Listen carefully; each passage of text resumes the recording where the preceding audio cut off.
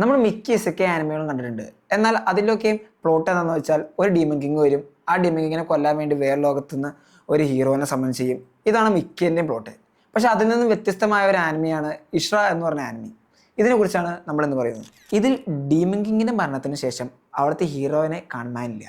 അപ്പോൾ ഒരു ഹീറോനെ കണ്ടെത്താനായി അവിടുത്തെ കിങ്ഡമായ ആറിയേറ്റയിലെ ഓരോ ജനറൽസും ഒരു മത്സരം വെക്കുന്നു. ഓരോ ജനറൽസും ഓരോ ചാമ്പ്യൻസിനെ കൊണ്ടുവന്ന് അവർ തമ്മിൽ മത്സരിച്ച് അവിടുത്തെ ഏറ്റവും സ്ട്രോങ്ങസ്റ്റ് ആയ ആളെ അവരുടെ ഹീറോയെ പ്രഖ്യാപിക്കുന്നു. ഇതാണൊരു ജനറൽ പ്ലോട്ട്. ഓരോ എപ്പിസോഡ് കഴിയുമ്പോൾ ഓരോ പവർഫുൾ ക്യാരക്ടറും അവരുടെ ബാക്ക് സ്റ്റോറിയുമാണ് ഇതിനകത്ത് കാണിക്കുന്നത്. ഒരു പ്രത്യേക മോഡിലാണ് ഓരോ ക്യാരക്ടർ ഡെവലപ്പ് ചെയ്ത് വരുന്നത്. ഫസ്റ്റ് സീസൺ എൻഡ് ആകുമ്പോഴത്തേക്കും നമ്മൾ ഏത് ക്യാരക്ടറിനൊപ്പം നിൽക്കുന്നത് നമുക്ക് കൺഫ്യൂഷനായി പോകും. അമ്മാതിരി രീതിയിലാണ് ഇതിൻ്റെ സ്റ്റോറി എഴുതിയേക്കുന്നത്. ഇതിൻ്റെ ഫസ്റ്റ് കുറച്ച് എപ്പിസോഡിൽ ഇച്ചിരി ലാഗാണെങ്കിൽ പോലും പിന്നീട് വരുമ്പോഴത്തേക്കും അതിൽ വരുന്ന ക്യാരക്ടറും അല്ലെങ്കിൽ പൊളിറ്റിക്സൊക്കെ നമുക്ക് ഇഷ്ടപ്പെട്ട് വരും. അതുപോലെ തന്നെ ഇതൊരു ഇസക്കെ ആനിമയാന്ന് പറഞ്ഞാൽ പോലും ഇപ്പോൾ വേറെ ലോകത്തുനിന്ന് ഒരാൾ നമ്മുടെ ഈ ലോകത്തേക്ക് വരുന്നു. അത് ഈ മെയിൻ സ്റ്റോറി ലൈനൊന്നും അത്രയും ബാധിക്കുന്നില്ല. ഇതിൻ്റെ സെക്കൻഡ് സീസൺ ഇപ്പോൾ ഇറങ്ങിയിട്ടുണ്ട്.